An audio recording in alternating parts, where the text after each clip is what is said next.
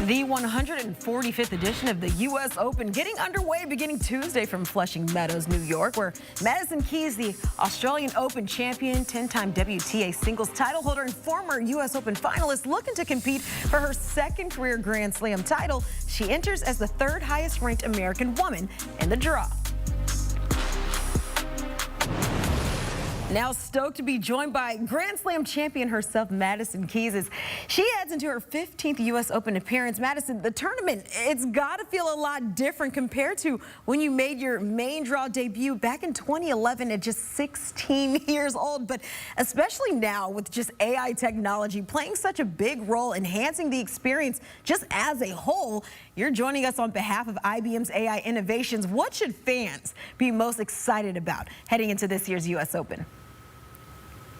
There's, I think, a lot to be excited about this year's U.S. Open. There's lots of big changes. And I think that for me, I always have loved the U.S. Open app. It's funny that I have a favorite app as far as Grand Slams go, but I think that there's a lot of new innovation that IBM is coming out with. And, you know, they have I think fans are really going to enjoy the match chat. So as matches are going, after every single point, IBM is collecting tons of data points, and you're going to be able to basically have a chat going, and you can ask any and all questions, and it'll give you the answer right there.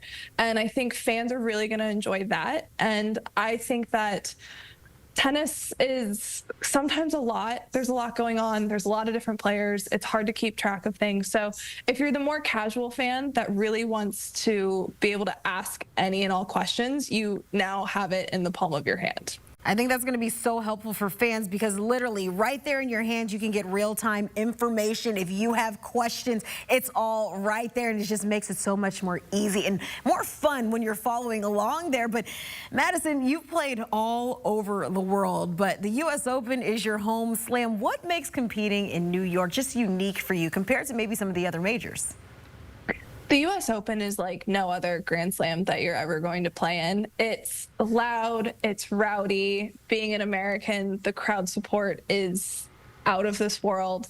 And it's, as you said, my 15th U.S. Open, which is crazy. So I've spent so much time on these courts that I feel really comfortable, and it's kind of like coming home. So it's just, there's just nothing like the U.S. Open.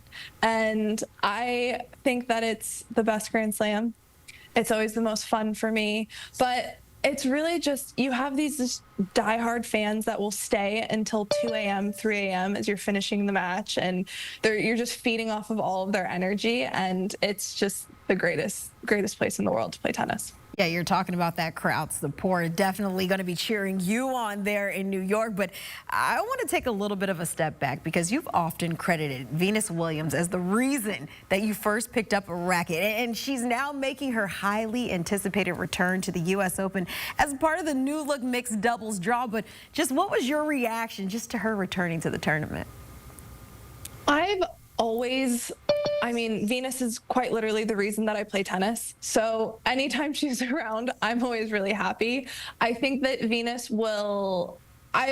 sometimes Venus is going to be on the tennis court longer than I will. The fact that she's still playing at such a high level all of these years later is incredible. She is the reason that I play tennis, and I've gotten to play against her multiple times. So having the opportunity to get to play, you know, someone that you grew up watching and idolizing is incredible. And to be able to potentially have that opportunity again at this point in my career would be something really special. Yeah, you talk about you guys playing against each other. I mean, you guys have shared locker rooms, tour stops, even match courts with her. But what's the most valuable lesson, whether that's on or off the court, that maybe you've taken from just watching Venus throughout her career?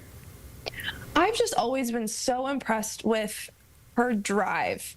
All of these years later, after everything that she's achieved, she still loves the game. And I think that's so special because I think a lot of us can get so wrapped up in just the results and if you're doing well, and just, you know, we get too wrapped up in the outcomes of things. And the fact that she is still playing because she loves tennis and she's still very good at tennis, I think is something that we should all try to emulate and really just appreciate that Venus still has that.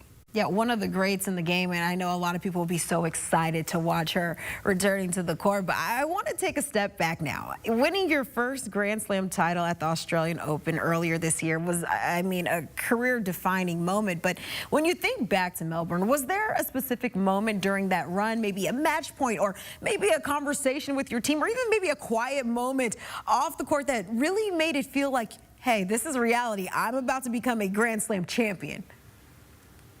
I don't know if there was one specific moment where it was like, okay, this is actually going to happen. But before, I believe it was my semifinal match, my fitness trainer looked at me and he said, you deserve this. You deserve all good things. And I literally teared up right as, you know, I'm getting ready to walk out. And it just felt like, you know what, he's right. I can absolutely do this. And that kind of gave me the little bit of boost and just belief that I needed. And going out, especially those last two matches that were so tough, I think that definitely helped me get across. Okay, what moment did it actually feel real, though? Like a week later when I got home and I still had the trophy. Sometimes it takes time. It still feels like you're dreaming in some of those moments, but I kind of want to look bigger picture because women's tennis right now, it feels as deep and competitive as it's ever been between Grand Slam champs or rising young players and so many household names now at the top of the rankings. As someone who's been a part of that mix, and I'm not going to date you, Madison, but you've been a part of this mix for half of your life. What are your current thoughts of just the landscape and the depth of stars in the women's game? The women's tour is phenomenal right now. I think it was kind of funny for kind of the beginning of my career. I obviously started with Serena dominating. So I think a lot of the tournaments that we were going into, it was kind of always, it's going to be Serena against who? And that was kind of end of discussion. And then, you know, a little bit later, there was still always a handful of people that you thought they're going to be in the final weekend, and that's it. Now I feel like there's like 25 names, and you wouldn't be surprised if any of them were at the end of the tournament, just because everyone is so good. The depth is like nothing I've ever experienced. Yeah, so much depth, so much talent there, and it's no surprise we also have the greats like you that it's in that mix that we will also be rooting for this week. But Madison, thank you so much for joining us here on HQ. Congratulations again just on this incredible season so far, and best of luck as you look to continue to carry that momentum into another deep run here in New York, and we'll all be watching, okay? Thank you. Thanks so much, Madison. Well, Madison Keys entering the Open as the 6th ranked woman in the world. She'll look to build on her Australian Open triumph and chase a second career Grand Slam title. Her singles campaign kicks off Tuesday, while she also headlines Tuesday's new mixed doubles event, teaming up with Frances Tiafoe against Iga Swiatek and Casper Ruud.